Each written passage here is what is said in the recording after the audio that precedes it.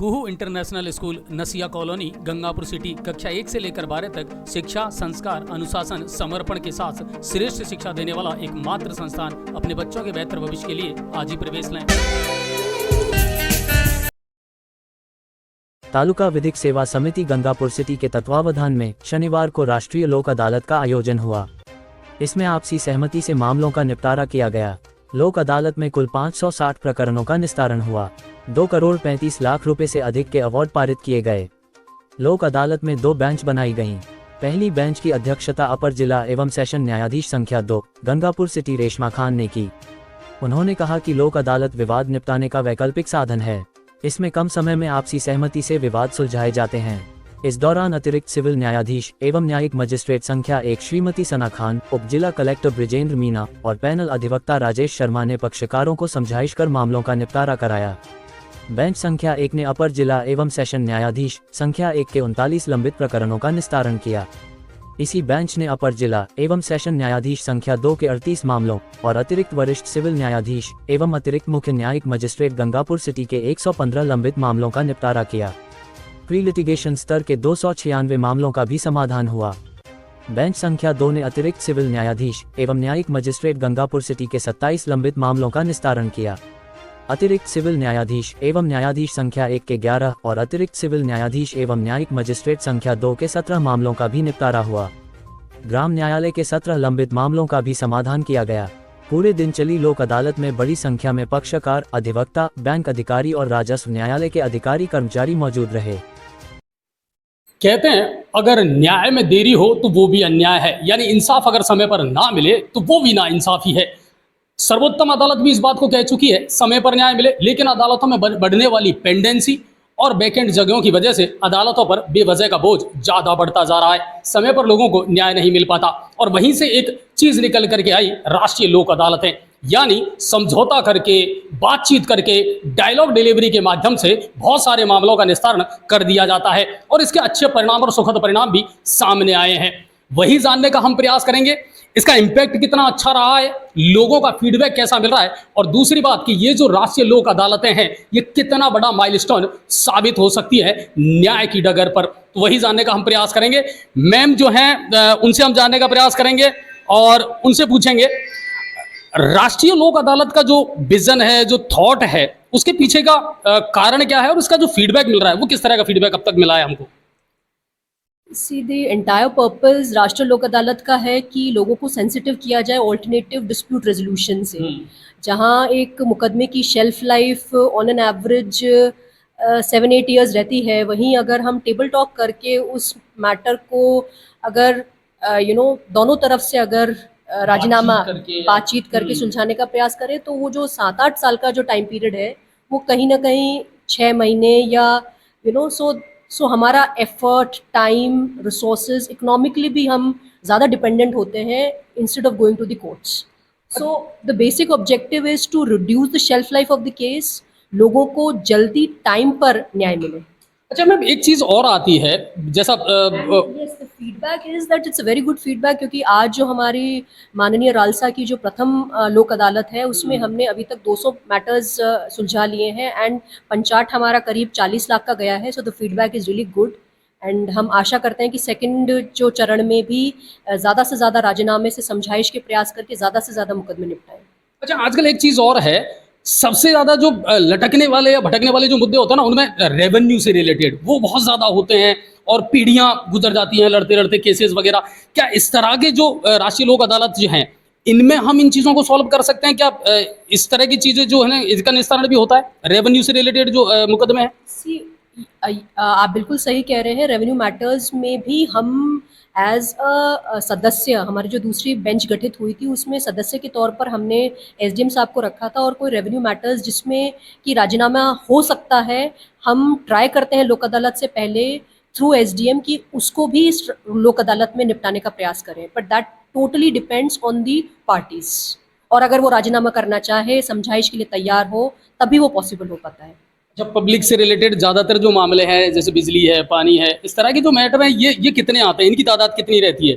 जो essential services हैं, like you said, electricity, water, इन सारे मैटर्स, ये सारे मैटर्स भी लोक अदालत में आते हैं और हम इसके लिए प्री लिटिगेशन विभाग से जारी करवाते हैं। प्री लिटिगेशन मैटर्स में हम विदाउट पहले जो विभाग है कोर्ट में जाने से पहले ही जो अकाउंट जो एनपीए हो चुके हैं, हम ये ट्राई करते हैं कि नॉन परफॉर्मिंग एसेट्स को प्री लिटिगेशन के नोटिस जारी करने के बाद पार्टीज को टेबल टॉक के लिए कोर्ट में बुलाएं और ज़्यादा से ज़्यादा प्री लिटिगेशन मैटर्स को सॉल्व करने की कोशिश करें, क्योंकि इसमें लोक अदालत में हमें एक एक अ, अ, एक व्यवस्था भी मिलती है कि हम 50% तक कंपाउंड कर सकते हैं। सो हम ज़्यादा से ज़्यादा लोगों को प्री लिटिगेशन नोटिस जारी करके जो एनपी अकाउंट्स हैं उनकी रिकवरी के लिए इस तरह से मोटिवेट करते हैं कि आप अगर एक्स अमाउंट है तो x/2 आपको पेमेंट करना है। सो उस वजह से भी ज़्यादा लोग मोटिवेट होकर आते हैं। मैम आपसे भी मैं थोड़ा सा जानना चाहूँगा फैमिली के मैटर्स। ये बड़ा ऐसा सोसाइटी का एक ऐसा मैटर है जिसको बहुत सेंसिटिव चीज़ें होती हैं। ये उनको किस तरीके से इस तरह के मामले कितने आते हैं जब पति पत्नी के, क्योंकि कई बार हमने भी मीडिया में ये चीज़ें कवरेज की हैं कि हाँ बरसों से जिन लोगों के बीच में डिस्प्यूट वाली स्थिति थी वो फिर एक हुए और वो परिवार अपने लाइन पर आया है। इस तरह के जो मामले हैं ये कितने आते हैं और लोक अदालतों से इनको कितना बेनिफिट मिला है? अब आपके शहर गंगापुर सिटी में चिकित्सा के क्षेत्र में नए आयाम, नए भव्य स्वरूप में आया है वर्धमान मल्टी स्पेशलिटी हॉस्पिटल, जिसमें सभी प्रकार की बीमारियों का एक ही छत के नीचे अत्याधुनिक तकनीक से चिकित्सा सुविधा उपलब्ध, जिनमें जनरल मेडिसिन, सर्जरी, गायनिक, शिशु रोग, हड्डी रोग, यूरोलॉजी, दंत रोग चिकित्सा सुविधा उपलब्ध, विशेषज्ञ डॉक्टर्स की टीम, अत्याधुनिक लैब व सभी प्रकार की जांच सुविधा उपलब्ध, सभी प्रकार की योजनाएं जैसे मुख्यमंत्री चिरंजीवी RGHS की सुविधा उपलब्ध। वर्धमान हॉस्पिटल का वादा हर व्यक्ति को निरोगी बनाना। आज ही संपर्क करें Vardhman multi speciality hospital, Jaipur road, Gangapur city. Contact number 8302906531 और 7463294752। देखिए, फैमिली जो मैटर्स होते हैं उसमें हस्बैंड वाइफ का जब तक ईगो संतुष्ट नहीं होता है तब तक उनके बीच लड़ाई रहती है। लेकिन कोर्ट्स में क्या, हम दोनों को बुला के दोनों को समझाइश करवाते हैं। अगर बच्चे होते हैं उनके साथ में तो बच्चे के भविष्य के बारे में उन्हें बताते हैं कि आपकी लड़ाई से बच्चों का भविष्य खराब हो रहा है। तो कई बार तो हमारी बात मान ली जाती है और हंसते हंसते दोनों हस्बैंड वाइफ घर भी चले जाते हैं। और जैसे महिला थाना में इस तरह के मुकदमे काफ़ी आते हैं, तो थोड़ा सा ये है कि कोर्ट इसमें अपनी भूमिका निभाती है, दोनों को समझाते हैं। और कई बार 10-10, 12-12 साल हो जाते हैं, दोनों हस्बैंड वाइफ एक दूसरे से मिल भी नहीं पाते। कई बार बच्चे भी बड़े हो जाते हैं तो कोर्ट्स में ही बच्चे मिलते हैं पेरेंट्स से। तो उसमें क्या थोड़ा सा हम भी हमारी पार्ट पे कोशिश करते हैं कि दोनों का घर बस जाए। कई मैटर्स सुलझते हैं। जब दोनों सुलझाना चाहते हैं तो कोर्ट अपनी भूमिका निभाते हुए घर बसाती है उनका। कुल मिलाकर के इन मामलों में मैच्योरिटी होना बहुत ज़रूरी है, और मैच्योरिटी हो तो फिर एक डायलॉग डिलीवरी के माध्यम से बहुत सारे मामले ऐसे हैं, बहुत सारे मुकदमे ऐसे हैं जिनका निस्तारण किया जा सकता है। और अब सबसे बड़ा जो इस समय इशू है वो है अदालतों पर बढ़ने वाला बेवजह का बोझ, और ये सबसे बड़ी चिंता का विषय है। और हिंदुस्तान का जो सबसे बड़ी न्यायालय है वो भी इस बात को मानता है कि हाँ अदालतों में बहुत सारी पेंडेंसी चल रही है, और राष्ट्रीय लोक अदालतों के माध्यम से इन पेंडेंसीज को कम करने के पीछे भी बड़ा उद्देश्य रहता है। कितना कुछ अगर देखा जाए तो निस्तारण हो रहा है और कितना कुछ पेंडेंसी जो है वो कम हो रही है। अब कम से कम अदालतों पर पड़ने वाला जो बोझ है ना, अब वो कितना कम हो रहा है इस राष्ट्रीय लोक अदालत के माध्यम से। मैं तो तालुका लेवल पर आपसे फिगर शेयर कर सकती हूँ। आज की लोक अदालत में हमने करीब 200 से 250 मैटर्स सॉल्व किए हैं। सो डेफिनेटली ये पेंडेंसी तो कोर्ट से कम हुई है। इसके साथ जो अवार्ड पारित हुआ है वो करीब 40 लाख का हुआ है। So definitely it is a good number अगर देखा जाए तो ये जो भार है हमारी कोर्ट्स पे वो तो कम हुआ ही है। बिल्कुल। और अवेयरनेस ये कितनी ज़रूरी है, क्योंकि हर छोटी छोटी चीज़ों को लेकर के हम सीधी सी बात है अदालतों में चले जाते हैं या पुलिस के मुकदमे कर देते हैं। ये जो चीज़ें हैं ना मैम, ये कहीं ना कहीं ज़्यादा भटकाव दे रही है सोसाइटी को कम से कम। तो ये जो अवेयरनेस की अभाव है, जागरूकता की जो लोगों में कमी है, छोटी छोटी चीज़ों पर केस मुकदमे करना है, इसको लेकर के क्या मैसेज आप देना चाहेंगे? See, आजकल citizens are quite aware of their rights and which is good. लेकिन मेरा ये मानना है कि जो माननीय रालसा का जो कैलेंडर है उसमें हम ये जागरूकता शिविर नियमित रूप से कंडक्ट कर रहे हैं और लोगों को उनके अधिकारों के बारे में और ऑल्टरनेटिव डिस्प्यूट रेजोल्यूशंस के बारे में बताया जा रहा है। सो कोर्ट्स की जो ड्यूटी है वो तालुका लेवल पर टालसा के द्वारा पूरी करी जा रही है। और हम लोगों को जागरूक करने के लिए डोर टू डोर कैंपेनिंग भी करते हैं, जागरूकता शिविर भी लगा रहे हैं, पैम्पलेट्स भी बांटे जा रहे हैं। So in end all we are making all efforts to make the citizens more empowered. और जाते जाते एक सवाल और पूछना चाहूँगा जो मेरा खुद का व्यक्तिगत सवाल है, और मैं कई मंचों पर ये सवाल भी कर चुका हूँ और कहीं ना कहीं संसद में भी एक बार ये सवाल उठा था। अदालतों की जो भाषाएं हैं, लैंग्वेज जो है वो बड़ी टफ है, वो लोगों के आसानी से समझ में नहीं आती है। आजकल तो चलो ऑनलाइन एफआईआर दर्ज होती है तो वो थोड़ा सा इजी हो गया, लेकिन जो उर्दू के अल्फाज है, अरबी अल्फाजों का जो हम प्रयोग करते हैं वो थोड़ा सा जहन में कम आती है लोगों की समझ में। इसको लेकर के कहीं ना कहीं कोई प्रयास चल रहे हैं कि भाई बहुत इजी करा जाए, इसको सरलीकरण इसको किया जाए लैंग्वेज को, तो शायद अच्छा रहे।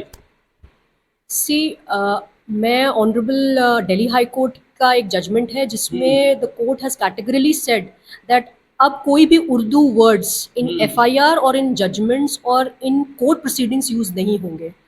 ऐसा कोई order parallel honourable Rajasthan high court का है तो नहीं, लेकिन ये क्लियर अंडरस्टैंडिंग दे दी गई है by the honourable high court कि अपने डिसीजंस और अपने जो ऑर्डर्स हैं वो सामान्य लैंग्वेज में लिखते हुए जैगरी ऑफ वर्ड्स नहीं इस्तेमाल करते हुए, जिससे लोग जो कॉमन मैन है वो ये समझ पाए कि ऑर्डर क्या हुआ है और उसका क्या प्रभाव है उसके ऊपर।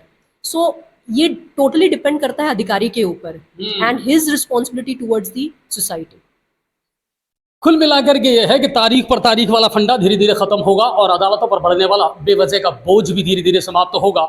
लोगों को भी जागरूक होना पड़ेगा कहीं ना कहीं, और बस थोड़ा सा पेशेंस रखने की आवश्यकता है कि बेवजह के केस और मुकदमे अदालतों पर ना ठोके जाएं और छोटी छोटी बातों के लिए अदालत का दरवाजा ना खटखटाया जाए। अगर डायलॉग डिलीवरी से और संवाद अदायगी से समस्याओं का समाधान होता है वो शायद सबसे बेहतर तरीका है। कैमरामैन शीतल के साथ राजस्थान के लिए अजय भारद्वाज।